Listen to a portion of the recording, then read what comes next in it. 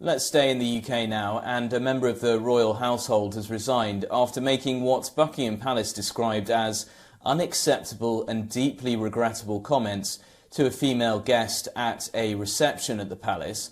Ngozi Fulani, who runs a charity that supports women who are victims of domestic abuse, posted a thread on Twitter describing a conversation that she had with a royal aide at that reception. Now, while she didn't name the person, she said she was repeatedly asked questions such as, which part of Africa are you from? What's your nationality?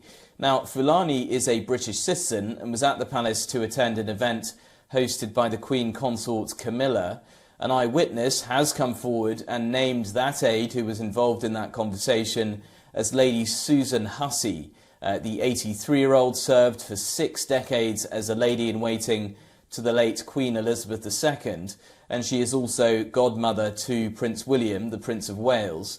According to a statement released by Buckingham Palace, the individual involved apologises for the hurt caused by that interaction.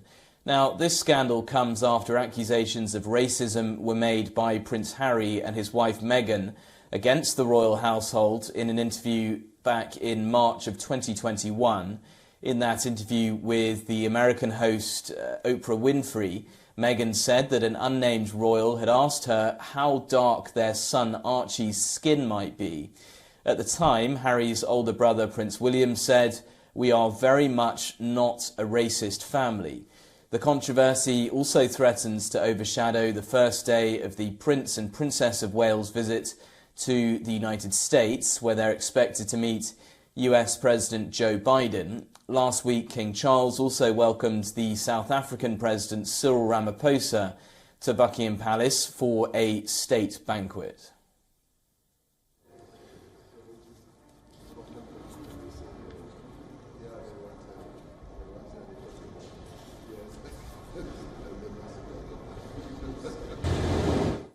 Let's get some more now on that story, those accusations of racism at Buckingham Palace from a royal aide. Let's cross live now to Alex Isat, who's our correspondent in London. Alex, what's the reaction been so far in the UK to these accusations of racism at Buckingham Palace? It does seem that there is quite a differentiation between some people who are suggesting it's because of Lady Hussey's age that she's obviously likely to be saying these kind of comments, to others who say that it's institutional racism and this type of conversation shouldn't be happening in this day and age. Ultimately, the issue here is surrounding that conversation, the fact that the person that was attending was asked over and over again where they were from, despite saying that they were from Hackney and from London.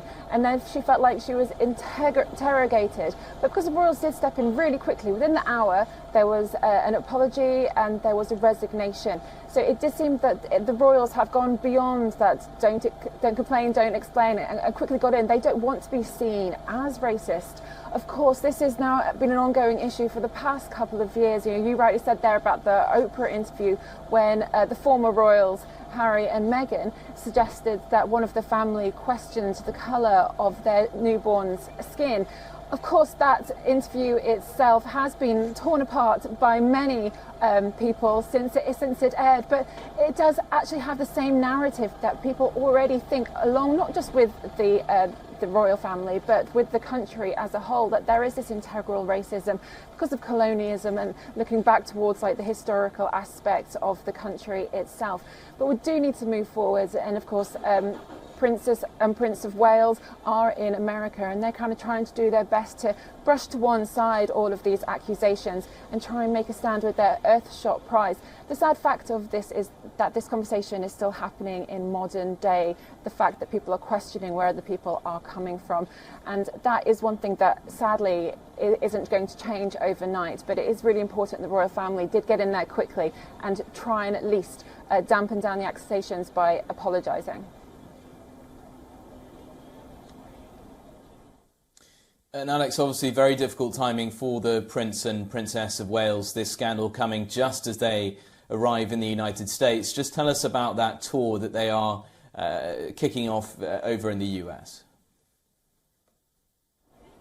This Earthshot Prize is a huge deal. It's like £1 million given to the prize winners, and it's bringing in people from all over the world to try and help do something about the issues with climate change. This has been ongoing. We had a huge presentation in London, and now they're in Boston. They're doing a small tour, and then they will end the week with a huge ceremony where there is going to be stars and presentations given. This is a really big deal, not just for the monarchy, but actually generally for the UK and also for climate issues.